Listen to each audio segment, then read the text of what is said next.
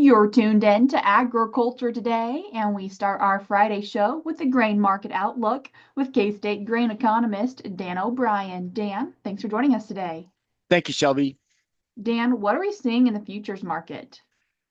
Well, with the report coming up here in just a few minutes today and new information coming, we've had sort of a docile week in the futures, not a lot of change. On yesterday's closes, we saw the March corn contract at 456 and with December at 447. And again, we're I guess continuing the trend of some strength being shown in the corn market. We had corn futures down as low as around $4. That was during September of last year, and had some ups and downs, but generally over the last 30 to 60 days, we've been trending higher from about 425 up to over 450, as high as getting up to 458, 460 thereabouts, closing yesterday at 456. So with the general malaise in a lot of our crop markets, generally the one market that's shown underlying strength has been on the corn side, and you see that a little bit in terms of cash prices here, corn prices.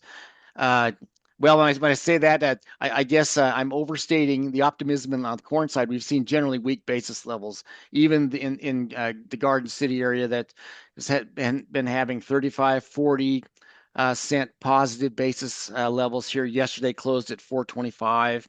That could change if we see a tightening of ending stocks for corn, but we'll get that when we talk the report. And when you look at the wheat trend, with the wheat trends, we've seen wheat close yesterday at just right in the middle of 5 and 6, but basically 550 and a quarter, unchanged from the previous day, just waiting for news that's coming. The July contract, July 25 harvest time 567. Again, just almost unchanged. Wheat futures trends have been really almost no trend, pretty much sideways, pretty for the last month or so. If anything, a trading range on the low side of about uh, closer to about 530 or so, had gotten up just to about 565, 570, but really over the last week or so, just pretty much sideways to lower trend, if anything, hoping it stays sideways. So you've got that happening, and wheat cash prices in the midst of all that still struggling. We do see the wheat price, the highest wheat price in the states, the Hutchinson area, that's at $5.30, and you do see 520s in both Salina, Topeka, and elsewhere out in the western part of the state, below $5, closer to 475, 485 in the Colby, Garden City area, just around $5 in the southeast Kansas, Pittsburgh, Kansas being that area being the highest price. So not a lot going on, and new crop prices represent pretty much the same thing. I would say also for soybeans, then the soybeans closed yesterday. The March contract, but the January contract still being traded, but it's in delivery. The delivery period be off the board in about a week or so. Uh, March 25 at 9.99, so basically hanging around $10. November of 25 at 10.13. Cash prices just so. The highest cash price in the state still continues to be now the few highest bids in southeast Kansas, 9.59, fully 20 cents over the highest price in the Hutchinson area at 9.39, 9.34 Topeka, 9.29 in Salina. Out to the west, 8.94 out in the Colby area, 9.09. That really kind of surprising strength down in the Garden City area. So not a lot going on. I would say that in the times like this on the cash markets, kind of at least I've watched the differences between what we have here in Kansas versus some of the major ports that we go to, and that would be in the Gulf of Mexico. And for wheat, where hard red winter wheat average price yesterday quoted for this at some of the terminal locations, South Central Kansas, about 474. Price down in the Gulf of Mexico, Texas locations, 674. So fully $2 differential, almost all of that. Freight and again 474 in Kansas and in the Portland area about 644. So we have some export movement that's helping to raise prices, but so you have the price of the ports minus handling, transportation, and then you get to where we're at in the central part of the country for wheat, and it's not doing really well. So all those markets set up for what we have coming in this report here at 11 o'clock. And big number that'll be watched. First of all, will be probably the U.S. stocks report for corn, and right now there's an expectation of about 1.675 billion bushels. That'd be down from the December report number of 1.738. So here you've got an expectation of really ongoing strong corn use, ethanol, livestock feeding, some decent exports, taking the ending stocks number for corn down to closer to something that would be pretty positive, i.e. 1.5 billion. Well, now you've got an estimate 1.675. The low end of that range is 1.54 billion.